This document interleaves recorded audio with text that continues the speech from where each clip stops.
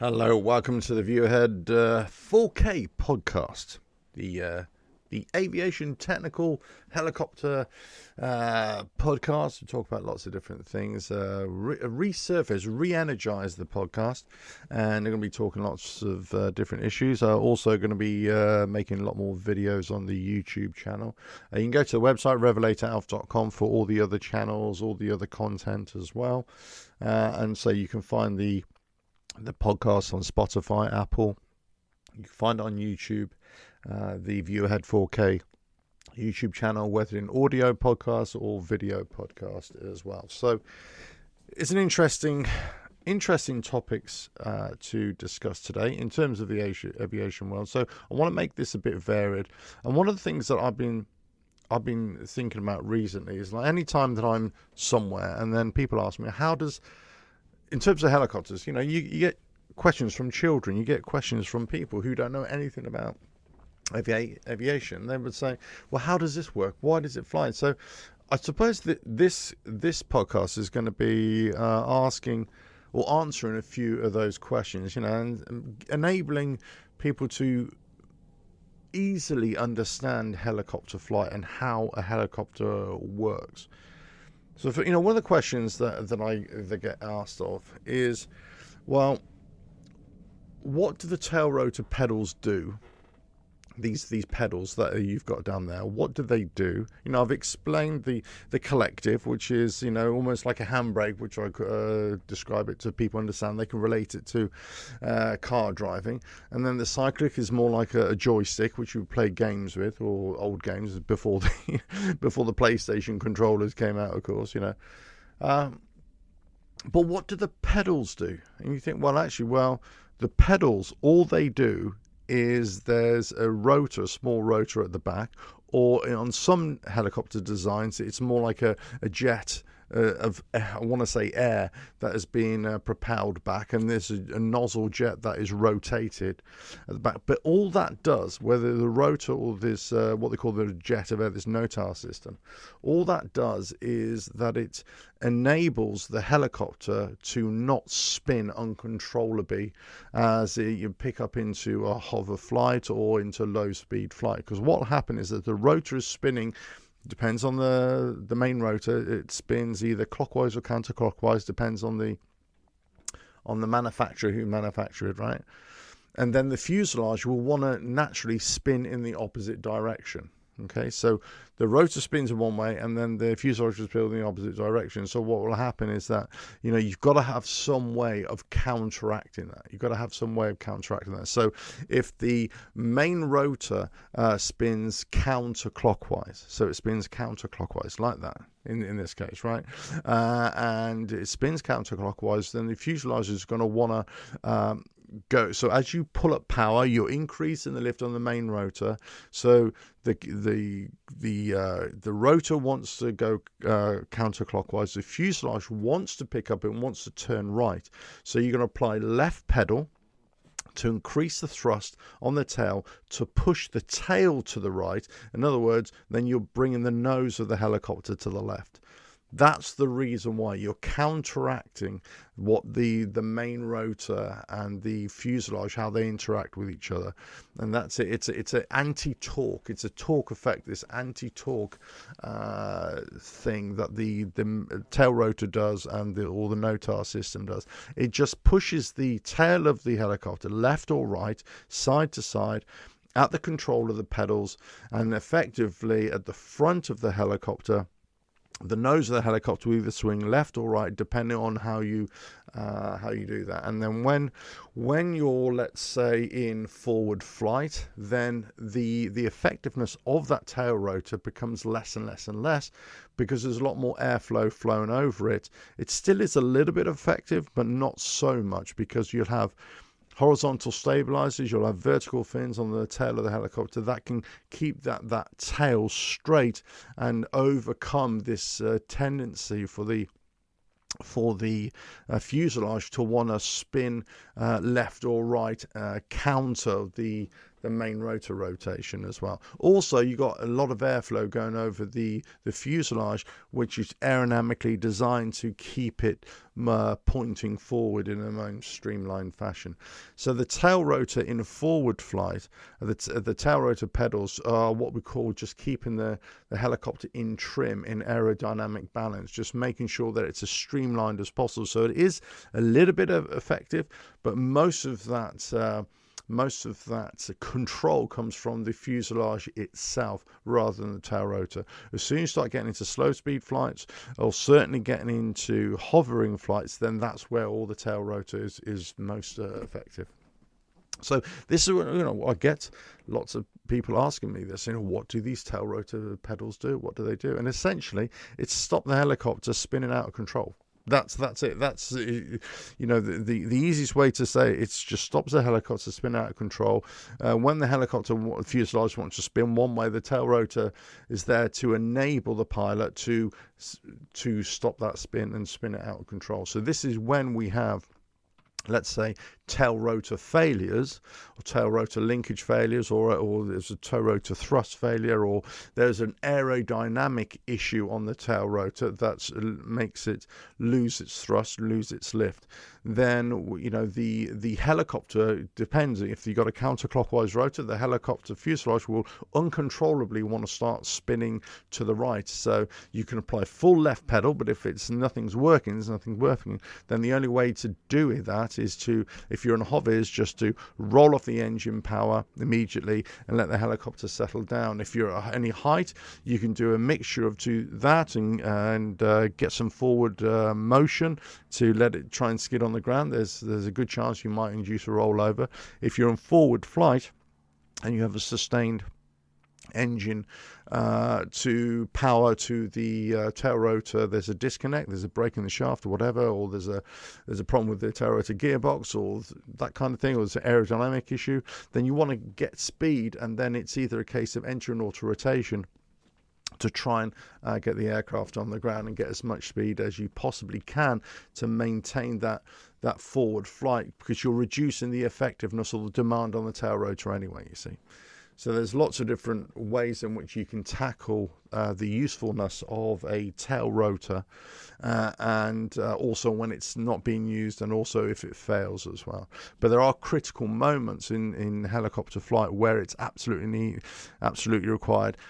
And if it suddenly fails in these critical moments, that's when the helicopter's at its greatest peril, and the pilots are really having to work hard. And sometimes, it hasn't been recoverable. They haven't been able to recover it, and a lot of times to do it. But this is what pilots train for. They train for this all the time.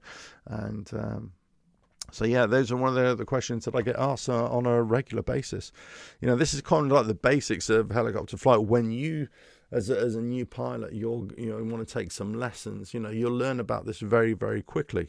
You learn about the effects of the controls, what they do, how you basically are trying to fly and control this beast of a machine that just does not want to be controlled, that is basically unstable in flight.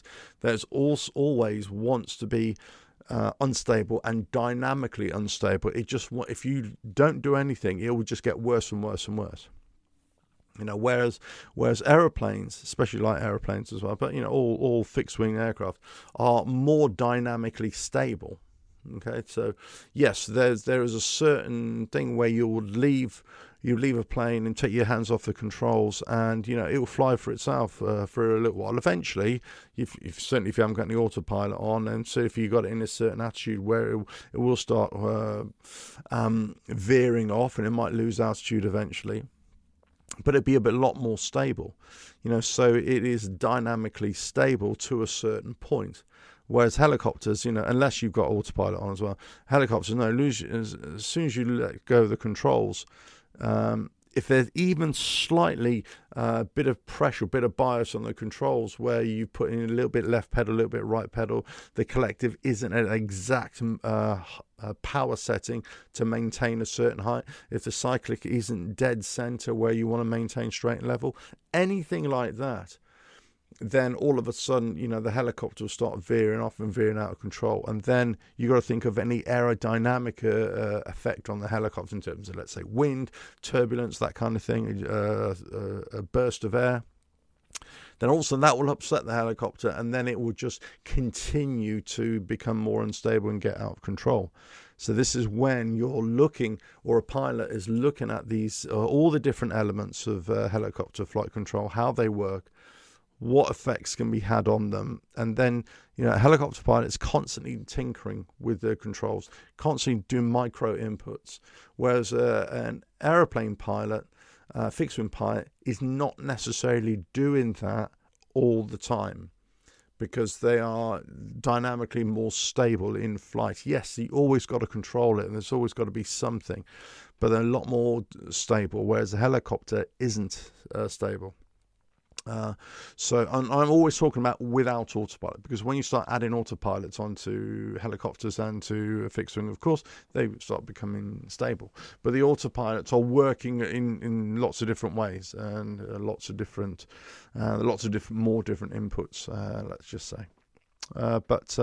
So another question that I get asked a lot is how high can helicopters fly? What are the limiting factors on it? The altitude limits. Well, again, this is another thing that it really depends on the model of helicopter. The model of helicopter will be designed in terms of engine power, in terms of aerodynamics, in terms of blade design, all that kind of thing. Would say, well, what's the maximum height it can get to in tested conditions, in ideal conditions? Now, some helicopters might go up to 10,000, 14,000. Others might be 20,000, 22, whatever it is, 1,000 feet. It really depends. So each individual helicopter will be tested to a certain point on blade design and engine power, and also fuselage design as well.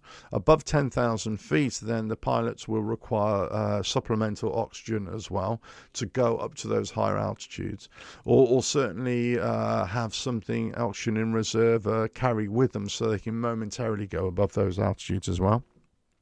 Anything, I believe, up to 13,000 feet, they'll definitely need something above that as well. So, they need oxygen above that as well. So it's, it really depends. You've got to talk about the helicopter limitation, but also the physical limitation on the pilots as well. But it always comes down to the design of the blades, how much thrust that they can produce, and then how much engine power that they can produce as well, to overcome the weight of the helicopter, and also to deal with the thinner air. So as you're gaining altitude, you're going to get thinner air, but also it really depends on the pressure of the day and on the temperature of the day. So when they're testing helicopters, they're going to be under known conditions, right? And they're going to say, okay, this is our data, and we're going to do this on a particular day. Let's say on a standard day, 1013, 29902 hectopascals, or you're going to have, or inches of mercury, I'd say 1013 hectopascals, or 29902 inches of mercury, or you're going to have 15 degrees Celsius. That's your basically standard day in terms of pressure, in terms of temperature, right? And then they would test it up, and they would say, right, okay, well, if it's any colder than that, you might get better conditions, right? If the air is a lot more dense on a given day, if it's a really high pressure on a day, then you're going to get better performance out of the blades and also out of the engine. But they'll certainly test it to a certain point and say, okay, well, this helicopter is only able to fly up to this altitude in the aircraft, in the helicopter flight manual, right? But that doesn't necessarily mean that it can't go beyond that. It really depends. So let's say, we've flown helicopters before where you strip everything out, and it's just bare bones helicopter. And some helicopters are designed like that. Basically in the 60s, 70s, had a helicopter Aerospatiale, which is the Llama, which is basically an engine with a fuel tank on a grill, on a girder frame, essentially. And that was designed for high altitude, heavy lifting at the time. But it is very, very basic in terms of what it was. But if you take any helicopter, strip everything down so the weight of it is down, then you've got a much better power to weight ratio. So therefore, you're going to go up and up and up and up. You can go higher and higher and higher. If the temperature is really cold on one day and the pressure is really high on one day, then the performance is going to go so much more. So let's just say if you're flying in, towards the Arctic or the Antarctic or something like that, and you're on a really cold day, but it's a really dry day, and you've got clear blue skies or something like that, you can throw the performance figures out the window because you're going to get so much more performance. Conversely, if you've got a really hot day, a really humid day, really low pressure day, then that's going to work against you as well. So obviously, the performance figures on a helicopter is what has been tested, but also there's some latitude in there as well. But there's always going to be something beyond that, and you don't know what it is going to be until you actually you test it or you try it. But in terms of what is allowed to do, how high it's been registered to fly, then that will be in the flight manual according to how it's been tested and how it's been certified to fly as well. And that is all down to the weight of the helicopter, the design of the helicopter, the blades design, the engine power. The engine power changes according to the atmospheric conditions in terms of pressure and temperature, air density. The effectiveness of the efficiency of the blades is exactly the same. How clean the blades are. So this, how much inherent turbulence is created on the blades as well, on the fuselage. So it's lots of different things. What's the weight of the helicopter? So if you can imagine, you want to go and rescue some mountaineers on top of a mountain. Well, do you think you really want to go up there on a really hot day with low pressure and a really, really heavy helicopter that you've got lots of equipment in? Or you're going to say, actually, do you know what? We're going to the top of a mountain. Ideally, we want these mountaineers to be there on a really cold day, and also we're going to strip everything out of this helicopter that we don't need, and we're going to go up as light as possible, and also maybe just have the fuel reduced as much as possible, so that so that's what you do. You'll be looking at those variables to say, how can we maximize the margins here to make us more effective there, and can we reach them? And in some cases, the helicopter or the helicopter rescue crew will not be able to get to wherever the mountaineers are, or wherever the high altitude rescue is required. They'll have to land lower because they can't go any higher, and then either the team from the helicopter have to go up and get the stranded mountaineers, whatever, or most likely you'll get a mountain rescue team or other people on the mountain, other hikers, let's say, they will bring the people down to the rescue helicopter. I mean, that's essentially the way it works, right? And let's say Everest, for example, you got different base camps, right? And the helicopter will only go up to certain base camps, and thereafter won't be able to get any further. And this is why, lots of people who are stranded up there, well, they're left up there, right? You read the stories of the mountaineers that have been lost over the years, and it's just too difficult to bring them down. It's too dangerous to bring people down on that, and some people are rescued, some people aren't. But there's a limitation on the helicopter and how high it can go. Now, one of the other questions I get asked on a regular basis is, can helicopters fly backwards? Why can they fly backwards? And is there a limitation on that? So a helicopter can fly in all directions. You can fly forwards, side to side, backwards, up, down. And you can fly in diagonals, up, 45 degrees down, let's say, and up, and spin around and do all sorts of things. So it's a very versatile machine, the helicopter. So it can fly backwards.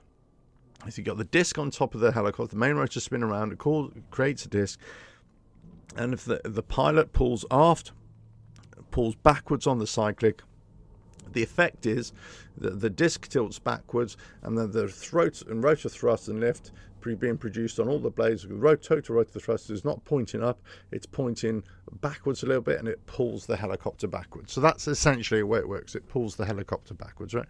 So it can go backwards. But the helicopter is not designed to fly in all directions, side to side, up, down, forwards, backwards, at higher speed. It's only designed to fly at higher speed in one direction, and that one direction is forward and forward speed, because that's how the aerodynamics of the fuselage has been designed. That the airflow comes over the nose of the helicopter, around the side of the helicopter, around the top of the fuselage, around the tail boom, across the stabilizers, horizontal wings, let's say winglets that the helicopter might have, the vertical fin at the back, or vertical stabilizer that it has in the back, to give it some stability. So that's what we call, the profile of the helicopter, the design of the helicopter, to minimize what we call parasitic drag or parasite drag, or fuselage drag, right?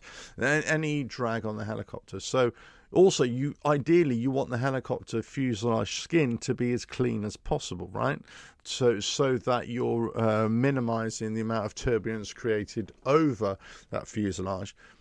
Because if you've got more turbulence over the fuselage, if you've got a poorly designed fuselage, then what's going to happen is that the airflow over the fuselage won't be as streamlined. So you're going to demand more power to overcome the drag on the fuselage. More engine power and more rotor power, or more lift and thrust from the main rotor to overcome that drag. Okay, so in many ways, let's just say or many helicopters, for example, that forward speed is, you have to reduce the forward speed. Let's say if you take the doors off, or if you want to open the doors in flight. Some helicopters have very strict restrictions, say you have to dramatically reduce the speed before you open a door in flight. Let's say below 50 knots, 60 knots in the case of the helicopter I fly around now, it's 60 knots. If you remove the doors, then instead of it being a 140 knot helicopter, 150 knot helicopter, it becomes a 110 knot helicopter, or 100 knot helicopter, or whatever it is. So it really depends on the helicopter design. Now, some other helicopters don't have any restriction at all. There may not be a restriction. So it's not all the case for every single helicopter. It really depends on the design and how it's been certified as well, how it's been tested and certified. So the whole point is that the helicopter is designed to fly forward. The airflow comes over the fuselage and it becomes streamlined. It's most aerodynamic when it's going forward. It's not aerodynamic if it's flying sideways or left or right, or up, vertically down. It's not aerodynamic in its best sense. And exactly the same if it's flying backwards. In terms of the engine power and the rotor thrust and lift, that's exactly the same in whichever direction it goes. But what you're going to have, let's say if you're flying backwards, well, the airflow, the wind, or the helicopter is moving into airflow that's coming from the rear. So it's pushing against all those aerodynamic surfaces. Therefore, there's going to be a limitation on the rearward speed of that helicopter, because it starts becoming a lot more unstable. You can fly backwards, up to a certain amount, but it won't be anywhere near as fast as going forward, because you're working against the horizontal stabilizers, you're working against vertical stabilizers, vertical fins. The fuselage itself is not aerodynamic, it's not shaped aerodynamically to go rearward. So that's why you can fly backwards, but there's going to be a certain speed where it's not aerodynamic enough, or it becomes unstable as well. And this is why it's really key for a helicopter to be very careful if you've got a very strong tailwind, and also landing with a tailwind, especially a strong tailwind, of how effective the helicopter control will be. And then if, let's say, if an emergency were to happen, then you don't really want to be landing with especially a strong tailwind, but any kind of tailwind. And in certain cases, the way the helicopter has been certified, there are certain maneuvers that prohibit that maneuver being performed with any kind of tailwind as well, because of the aerodynamic effect of a wind or an airflow from the rear, and it's hitting the surfaces on the fuselage that they're not designed to come from that angle.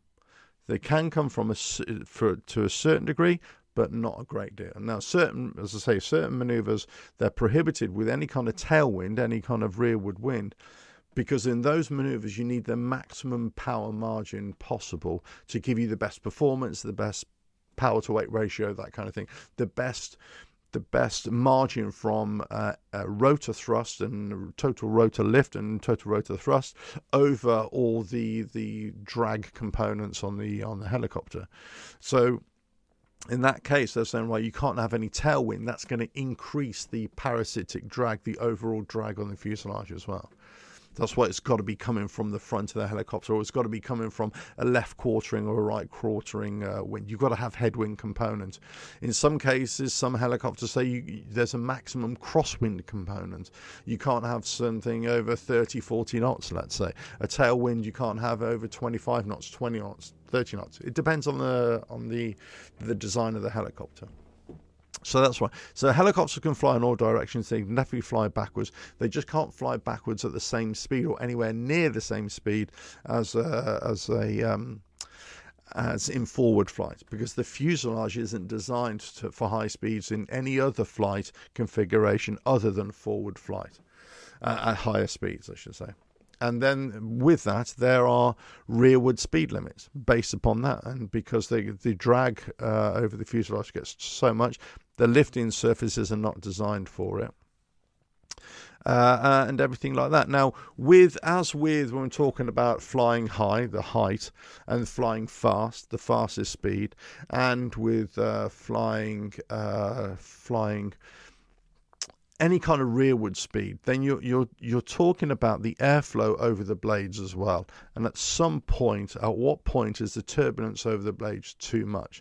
So then we're talking about, in terms of height, we're talking of blade stalling, retreating blade stall, this kind of thing. You're talking about wingtip vortices or blade tip vortices, this kind of thing. So all these aerodynamic effects and events start occurring when you start reaching the limits of what a helicopter can do. If it's reaching a height, and what's the overall, let's say if you want to fly backwards, what the overall limit was be backwards. And let's just say if you're flying at really high altitude, you might not be able to fly really high speeds because you have to increase the blade pitch a lot to generate as much lift as you possibly can. The engine power is going to be reduced to because they're not performing as well at higher altitudes. So your blades are really high pitch. You're eking out as much lift as you can with the limited power that you've got. So to go forward speed, you're not going to be able to get higher and higher speeds. In fact, the airspeed, the maximum speed, the VNE starts coming down with much higher altitudes, because the blades just can't give any more. The engine power just can't give any more. And also, if there is any kind of engine failure or any kind of problem there, then you're going to have to dramatically lower the collective lever, to reduce the pitch on the blades really, really quickly. Exactly the same with excessive forward speed. In terms of going forward speed, the retreating blade, the blade that comes down that moves away from the forward flight, that's what's called retreating blade stall, because you're getting more and more forward airflow that's coming over the retreating blade from the rear of the blade surface over the front, and it's causing more turbulence, and therefore you get this retreating blade situation as well. So if you consider this as a rearward speed, if you're flying backwards, a really high speed, then what's happening is you're creating a lot of turbulence from the fuselage. That's also going up onto the rotor as well.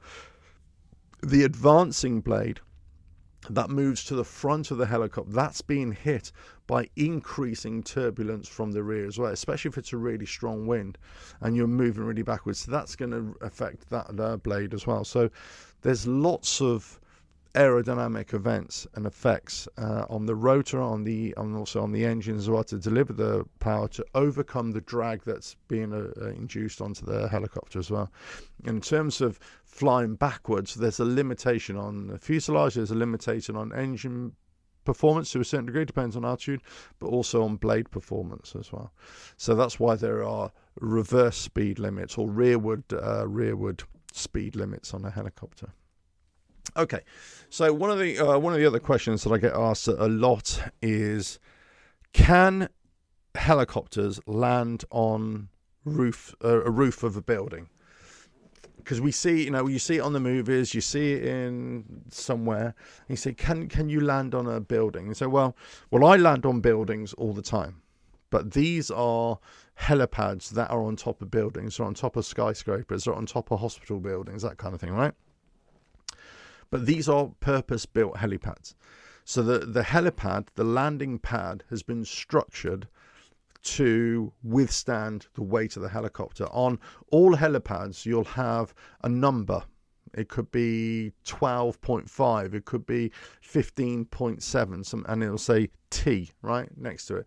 And that basically means the tons, the maximum weight that this helicopter or this helipad can withstand. So it can take small to medium sized helicopters, but it can't take large helicopters, for example, right?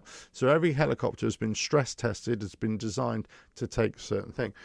And then as an operator, as a helicopter pilot, and certainly in a commercial sense, we would go and survey these sites, these helipads, rooftop pads, to look at, well, what are the obstructions in the area? What is the best way to approach and land on here in accordance with how the helicopter is supposed to be flown when landing on these kinds of structures, these kinds of helipads on top of buildings, let's say.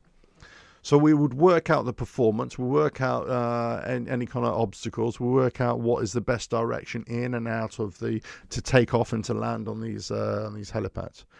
So those are structures that are designed to take the weight of the helicopter. So can the helicopter land on building roofs? Yes, if the helipad is already been designed. Now, the next question is, can they land on any roof? Right.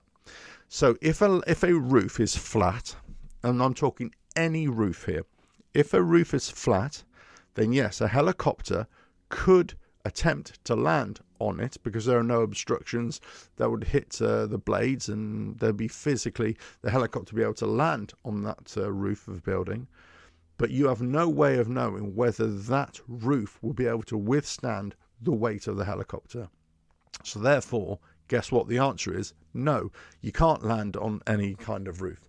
It's got to have to be a flat roof, right? You can't land on a pitched roof, or certainly land. You might be able to hover or lightly put your skids down, whatever. But in terms of getting like police or your special forces or whatever to jump out the helicopter, and this is why in those kind of those tactical situations where a helicopter will hover above that building, and they'll abseil, they'll fast rope out of the helicopter either onto the building or whatever. So on an untested building roof, a flat roof, the helicopters won't land on it. Now the question is, should helicopters be able to land on these buildings? So it's my contention, my argument is this: especially it's harder to retrofit buildings with helicopter pads because there's a lot of expense there, right? And possibly a lot of unnecessary expenses. But I'm specifically talking about in cities, right? And depends on where you go in the world. So different cities have a lot of skyscrapers, a lot of big buildings will have helicopter pads, but many don't. So let's say in London, very few. The hospitals have them, only a few, but very few buildings that have helicopters pads or landing areas on them. So it's my contention is this, especially for the emergency services. Any new building that's being put up, is being constructed, any skyscraper, any taller building, must have a helipad landing area. And it doesn't mean that it's a commercial landing area that any helicopter can land. It's a landing area just for emergency helicopters, or say police or helicopters, so that you can deliver a patient or pick up a patient from the roof of that building. Or it's a building where you can land on, and it's very near or just around the corner from another another incident where you can go to. Now, these are only to be used, let's say, unless you can't find a nearby park or something like that where you can land in. So that's the problem with built-up areas, in that it's the ability to land the helicopter, whether it's a commercial sense or whether it's in an emergency services response. So for my money, if you go over any new buildings, or if there's a will to put structures on lots of buildings, or lots of buildings, and where you can land a helicopter safely, then that would be great. That would be great for the aviation industry. That would be great for everybody. But certainly new buildings say, well, there's got to be an emergency response here for this building, and part of that response is to get people off that building, off that helipad, onto and away, and a helicopter can land on it. Now, the other question here is to say, well, what about if a helipad or a building roof has not been tested, but you could land on it? In terms of it's big enough, it's flat enough, there are no restrictions, there are no vents coming out of it, that kind of thing. Well, again, you just don't know. But then you'd face two issues. One, of a legal issue of landing on a roof that isn't certified, but also endangering other people unnecessarily. Let's just say if something did go wrong. So there are lots of different issues. And also possibly, well, you might be able to land on a roof, but there might not be any access off the roof, for your crew or your people to get on and off the helicopter as well. So you kind of be landing on the roof for no reason, really. And if you do cause damage, there's going to be obviously repercussions as well. Now, I'm not talking about in a non-emergency situation, right? Because if it's an emergency situation, then you might be able to land on the roof, for example. But most cases, 99.9% of the cases, you're not going to be able to land on any roof that isn't already structured for it to take the weight of a helicopter and designed to take a helicopter its landing. So in other words, it's got to have a helipad already designed on there. Now, the landing limit on these helipads will be designed in its structure. How heavy the weight of the helicopter must be, or the maximum weight of the helicopter can be. How to access onto the pad. What's the fire suppression? What firefighting issues? Let's say if there is an emergency, you have a fire, you have a crash on the helipad. What is the emergency plan? All that kind of stuff. So there's lots of different things to consider. And also, as I say, commercial operator will look at the best way to land on the helicopter, on the helipad, and the best way to take off, what kind of approach, what kind of departure we would do, that kind of thing. But can a helicopter land on building roofs? Yes, they can. It depends, but in all situations there has to be a flat surface for which the helicopter to land on, and it's got to be an approved surface. It's got to be an approved helipad, because if it isn't, then there's always a risk that the helicopter is going to just crash through. The weight of the roof won't be designed to take the weight of the helicopter, or the structure of the roof won't be designed to take the weight of the helicopter, and you'll cause damage, and you'll probably even fall through the roof of it as well. Now, there's another structure where you could think of, what about a multi-story car park? Well, a multi-story car park, and you can say, right, okay, I've got various multi-story car parks in the operating area. So if there's an emergency situation, in terms of we're responding to an emergency situation on one of the levels of the multi-story car park, and we can land on the top of the multi-story car park, then there's a potential that you can do, right? And you don't really know if it will be a last resort to land on top of a multi-story car park, but you potentially could do it. The problem is that there are going to be so many cars there, so you might not have a clear enough area. And also, most of these multi-story car parks have little lampposts all over the place. So the chance of being able to land there in a wide enough area, a big enough area, to meet the minimum landing requirements of the helicopter is really quite, it's in doubt. And then it always comes into the question would be asked, well, how can you guarantee that the structure of the multi-story car park can take the weight of the helicopter, and you can't say legitimately, oh yes you can. Now you can pretty rationalise, as though it's a multi-story car park, it's made of concrete, reinforced concrete, it carries the weight of hundreds and hundreds of cars.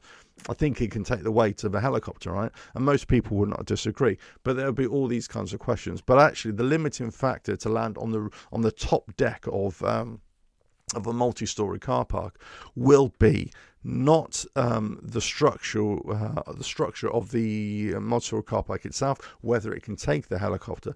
The biggest thing will be all these little lampposts all over the place, or wires going across the top of it, or structural cabling that might be over the top of it, or lots of people walking around, or lots of cars walking around. I mean, there are certain situations, let's say different times of the day or different times of the year, where the car park might be deserted, so you might be able to land there, but it's not always possible. It's not always possible to do that. So yes, landing helicopters on top of roofs can be done if it's been structured to do so, if it's an approved helipad. But unless it's not, then you're either going to have to hover above, or you'll probably do some damage to the helicopter, so you're not going to be able to do it, of course. Now, okay, there is another example here where we're talking about emergency situations. So there was, we hark back to people stranded on a roof, fires, this kind of thing. Grenfell fires here in the UK. You had obviously the Twin Towers in the US, that kind of thing. Could you feasibly, if we set aside all the smoke and the fire and the flames and all that kind of stuff, right, feasibly quickly go up on top of the helicopter, on top of the roof, land a helicopter on top of the roof, get as many people off as you can? Yes, you could, but again, we're talking about emergency scenario here. And also it's a real problem, because you're having to deal with the panic of the people, and then also you could easily damage the helicopter. People could injure themselves, whatever, just trying to scramble and surge towards the helicopter. So it isn't ideal. If you've only got one or two people on the roof, let's say, then potentially you could go and land on the roof, or very light skid on the roof, so you're not actually putting pressure on the structure. But then you'd have to have a very well-briefed crew. Say one crew comes up with you, you quickly go up, you scramble a couple of people on, you take off, you just drop down to a nearby park, they get off, you go back up, that kind of thing. But it's not going to be an easy thing. There are so many dangers with doing that. But it won't necessarily mean that the helicopter will get damaged, or the structure of the roof won't be able to take the helicopter. It's just that it's not designed for it. And an emergency situation, and also if you've got flames coming up at the side of a building, that's not the place for a helicopter either. So it's going to be very, very difficult. It'll be very, very difficult. And unless you go to the other side of the building where there's nothing, and you can get people to come over to your side, there's always thoughts that go through the back of your mind. But say if I've always said this, especially the way it works in the UK in terms of responding to emergency scenarios, and even if you saved 10 lives, I think you'd be hailed as a hero in terms of a pilot. But the same day, I think the authorities would probably take your license away from you. That's the problem with that scenario, with landing on a roof to rescue people. Because especially in terms of emergency services, because we have certain rules to follow. But I think you would, if there's an opportunity to go and do something like that, then I think it would be hard. It would be hard one not to attempt to do it. But I think the fallout would be absolutely insane. The fallout would be insane on your career as well. That's the unfortunate thing. But I say, hopefully, people have. But hopefully, that's answered a few questions. Really, how high can helicopters fly? There are obviously limitations there, aerodynamic, that kind of thing. How can helicopters fly backwards? What's the maximum speed? And also, can helicopters land on buildings, rooftops? And so I'll land on buildings, helipads on top of buildings all the time. And there are certain scenarios in the past we've landed on multi-story car parks and things like that. But unless there's a structure that is designated to support the weight of the helicopter, then you can't land on it. It's simple as that, because it's untested. Now, as I said, in that, do I believe that more and more new buildings, especially office buildings, should have a helipad on top of it, especially for emergency helicopters? Yes, I do.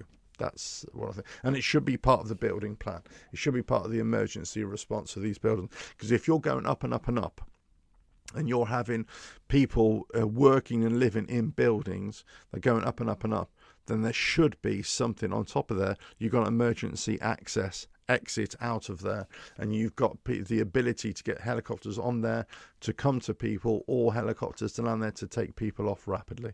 That's just my view. So anyway, I hope you found that useful. This has been a View Ahead 4K, just answering some of your aviation questions and the helicopter flight questions as well. Let me know if you want to hear more, if you want to find out more about aviation topics, flight topics, or weather, or in terms of aviation law, or crew resource management, anything like that. The designs of helicopters, the designs of airports or helipads, that kind of thing, let me know, and I'll make more videos about it. You can either go check out the website revelatoralf.com for all the channels, all the links to all the channels. You can find the audio podcast on Spotify, Apple. You can also find it on YouTube, on the View Ahead 4K on podcast. You can also find the video podcast there as well. Right, and with that, catch you again on another video, another podcast coming very soon. And just leave it in the comments below. Let us know what